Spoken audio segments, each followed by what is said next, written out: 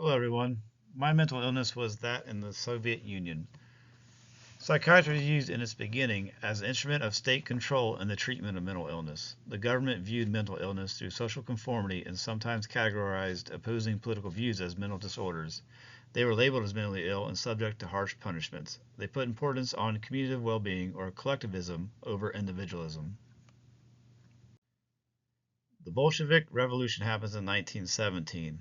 With that, they focus on the early recognition and treatment of neurological and psychiatric diseases. In Moscow and Leningrad, they built neuropsychiatric dispensaries to provide outpatient treatment. This set the groundwork for scientific institutes, psychiatric hospitals, aftercare, and rehabilitative facilities. These facilities end up getting destroyed, though, during World War II. Karl Marx has a huge influence on the Soviet Union during this time.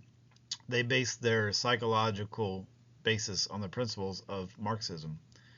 They categorize individuals as products of society. Joseph Stalin rules Russia during this time with an iron fist. There's no fun allowed there. If you are against the government, you are definitely mentally ill. And through this psychiatric detention, this allowed the government to bypass legal procedures such as proof of guilt to those who are mentally ill instead of the real reason of them being against the government. They used psychiatric hospitals to jail political dissidents. The KGB, the secret Russian police, controlled these facilities and carried out the imprisonment of those deemed mentally ill by the government. Andrei Shishnevsky, who was the director of the Institute of the Russian Academy of Medical Sciences, developed the disorder sluggish schizophrenia, which stated that people who were against communism had to be mentally ill because there's no other rational explanation of how anyone could oppose the Soviet government. During this time, even the psychiatrists found themselves under the control of the government. Some of those endured public humiliation by having to admit what they did, even found themselves tortured or incarcerated if they did not diagnose those with sluggish schizophrenia that the government deemed necessary. This witch hunt lasted until Mikhail Gorbachev ended it and relaxed the Stalin reign on Russia. Even though he wasn't Russian, theories by Freud were used in the Soviet Union, but also limited because he did not have a collectivism concept. He was very influential because one of his theories used during diagnosis in the Soviet Union was psychoanalysis because it aligned with themes in Marxism. Leon Trotsky helped push Freud's psychoanalysis as it helped shape medical practice. With his death, though, came the end of psychoanalysis in the Soviet Union until Gorbachev relaxed the Stalin rule. Treatments in the Soviet Union began early with the outpatient care facilities. They used work therapy, psychotherapy, and collective psychotherapy. They even used electroconvulsive therapy or shock therapy, sometimes or often without the permission of the patient.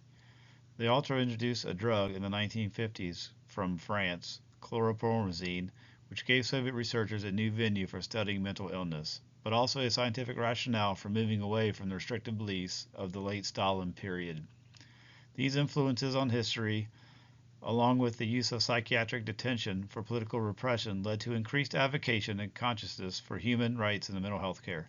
This spearheaded changes designed at ensuring patients' independence and ethical treatments, and probably eventually led to like patient advocates. The biggest influence on modern psychology from the Soviet Union, in my opinion, is Ivan Pavlov.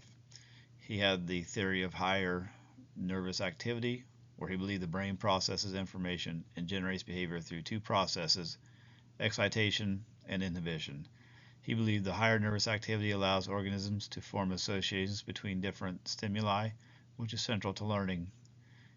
He also was the inventor of classical conditioning, the famous Pavlov dogs research. Another influential Russian psychologist was Lev Vygotsky. His theories were well known after his death. His theory of socio-cultural theory states that learning is inherently a social process, and social interaction is crucial to children's learning. This theory influences education and development today. What I found in my research for mental illness in the Soviet Union is that they did try to help people, but also they used mental illness as exploitation for political control. These ethical violations did raise awareness, and it continues to influence modern psychology today. People understand the human rights and ethical practices are very necessary in mental health.